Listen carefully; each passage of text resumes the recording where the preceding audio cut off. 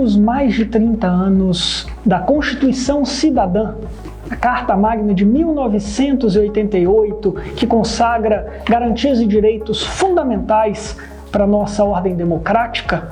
Nós vemos no país um surgimento e um crescimento cada vez maior de defesas de rupturas institucionais, ataques à imprensa, pedidos de fechamento do Supremo Tribunal Federal, do Congresso Nacional e outros ataques dessa natureza, até mesmo absurdos pedidos de intervenção militar.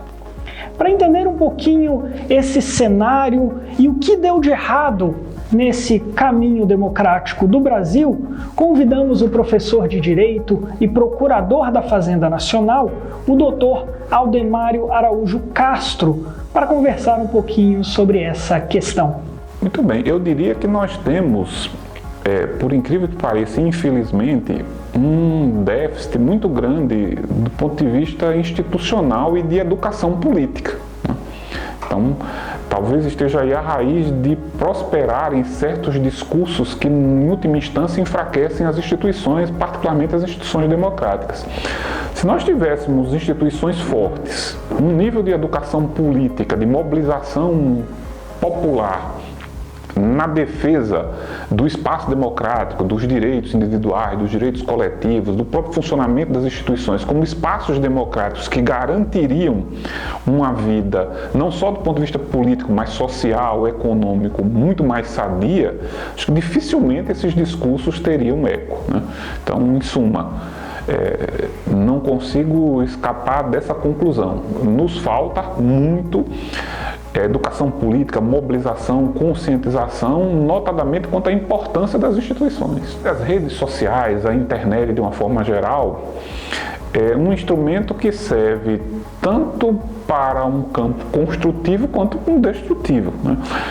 Ela pode, como foi mencionado na pergunta, criar determinados feudos, determinados guetos que dificultem o próprio debate de ideias, o pluralismo, o confronto de opiniões, e também pode viabilizar que as ideias circulem com mais intensidade, né? Então, no fundo, a gente deve considerar que essas redes sociais, internet, são meios. A grande questão está justamente na atuação social, dos atores sociais, como eles se postam, como eles se comportam, como eles interagem, né? É absolutamente fundamental, na linha de fortalecer as instituições, de se ter um nível de educação política, de conscientização e mobilização, o debate de ideias, o chamado pluralismo, que é um valor inscrito na Constituição. Sem pluralidade de ideias, sem pluralidade de pontos de vista partidários, ideológicos, dificilmente a sociedade brasileira anda, né? E essa deficiência é uma deficiência que nós já temos na grande mídia, nos grandes meios de comunicação, e de alguma maneira ela se reproduz nas redes sociais, na internet, na linha do que foi colocado, né? Em vez da internet, em vez das redes sociais se virem como veículos para o debate das mais variadas ideias e concepções, por incrível que pareça, está funcionando como um espaço para a criação de bolhas, de feudos, de grupos que se autoalimentam, né? E essa autoalimentação, inclusive, envolve disseminar e construir níveis muito grandes de ódio e de ressentimento e de dificuldade de diálogo com ideias diferentes, com concepções diferentes. Então, no fundo, nós precisamos resolver essa questão, né? Nós precisamos instituir o debate amplo, plural de ideias, de concepções na sociedade brasileira que possa viabilizar fortalecimento das instituições, possa aumentar o nível de educação política, de conscientização e de mobilização popular. Eu, em alguns escritos que tenho feito, tenho dito que o nosso debate não está num campo propriamente político, ideológico, propositivo, de caminhos, de formas de construção da sociedade brasileira do ponto de vista político, econômico, social, mais aprofundado. Por incrível que pareça, nós estamos instalados hoje num nível de discussão política extremamente primário, né? É só analisar quais são os grandes temas do debate político nacional hoje. Eles envolvem se vamos ter ou não eleições em 2022. Se nós temos ou não respeito, como foi dito na pergunta, por orientações sexuais diferentes, se nós temos ou não respeito pela vida, se nós temos ou não respeito pela construção do conhecimento científico, se nós temos ou não respeito pela religião que alguém possa professar ou não professar. Então, essas questões, elas estão num campo ainda do debate civilizatório.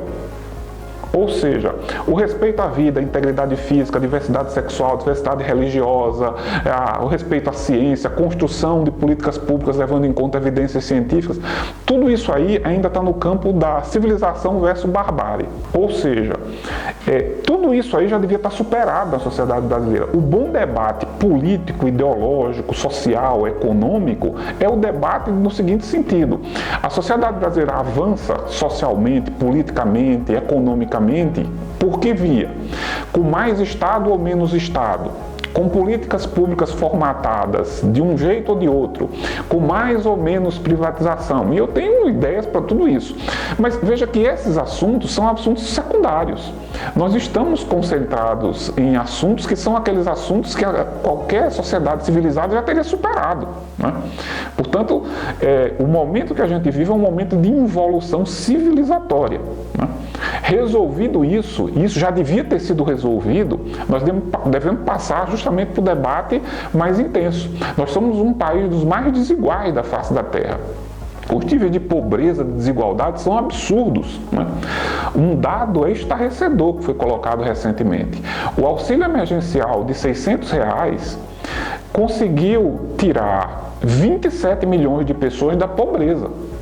Um auxílio emergencial na casa dos R$600. Esse é um grande problema nacional. Como é que ele é resolvido? Quais são as políticas públicas que devem ser adotadas para enfrentar essa questão? Mas em vez desse debate, que é um debate profundo, um debate que a sociedade brasileira precisa fazer, porque isso diz respeito à vida das pessoas, qualidade de vida, como elas vivem ou deixam de viver, nós estamos discutindo orientação sexual, se nós vamos ter eleição ou não em 2022, se a religião X ou Y é boa ou não é. Então isso realmente mostra um nível de maturidade da sociedade baixíssimo.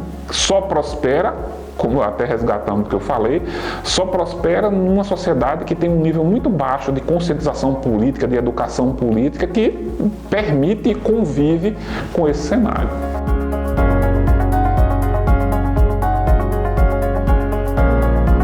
A Federação Brasileira sempre foi uma federação peculiar, institucionalmente falando, justamente por ter 3 níveis de governo, a União, os Estados, o Distrito Federal e os municípios, e tem uma peculiaridade na separação, na definição de como as competências de cada ente de governo se estabeleceriam, né?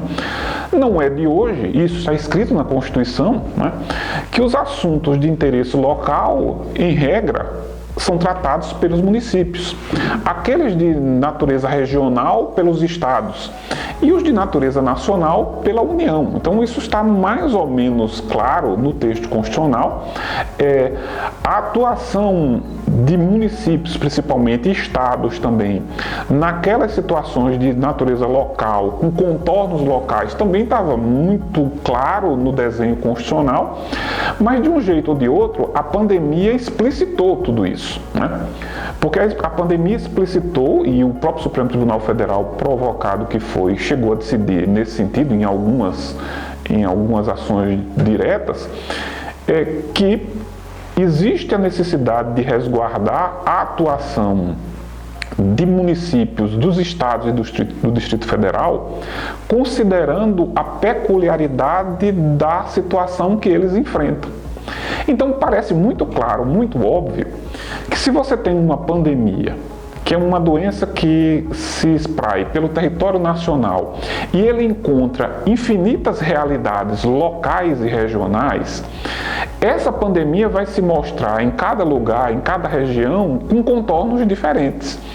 E seria o poder público dessas localidades que teria melhor condição de dar o tratamento a essas realidades diferentes, sem perder de vista uma coordenação ou uma orientação nacional. Me parece que é isso que está dito na Constituição e é isso que foi dito pelo Supremo Tribunal Federal. Então, quando se diz assim, ou quando eu digo que a pandemia implicou numa redescoberta, é uma redescoberta, né? Porque essas premissas já estavam postas. Apenas elas foram explicitadas para esse momento mais grave da vida nacional. E é sempre bom dizer o seguinte, né?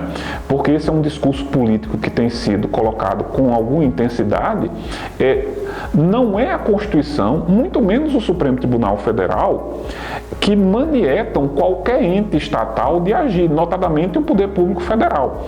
Só que o Poder Público Federal, o governo federal, na atuação na área de saúde, particularmente, e portanto no combate a uma pandemia, ele tem ações que são formatadas na Constituição e até em algumas leis, como a Lei do Sistema Único de Saúde, e o que lhe cabe é a coordenação nacional, é articular a atuação do poder público de uma forma geral contra a pandemia. Não é o poder público federal que vai desenvolver ações concretas e específicas em cada localidade, em cada região, e inclusive sem considerar as especificidades de cada localidade e de cada região.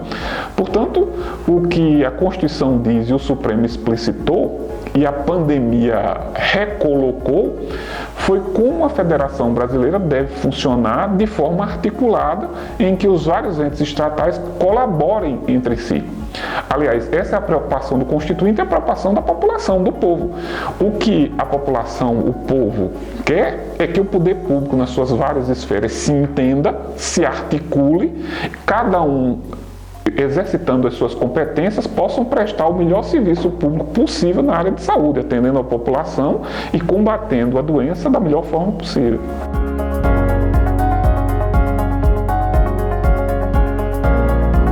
Eu não comungo com a tese, que é voz mais ou menos corrente, somente entre os economistas, a grande imprensa, que nós temos um grande problema fiscal no país.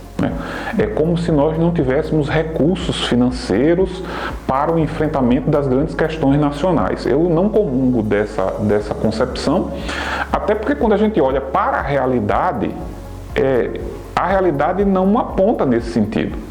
Vou destacar alguns dados, alguns aspectos que são importantes. Nós temos, quando se olha para o orçamento, finanças públicas, volumes estratosféricos de recursos que são utilizados para o pagamento do serviço da dívida pública. O serviço da dívida pública é sempre protegido no que diz respeito a gastos públicos, né?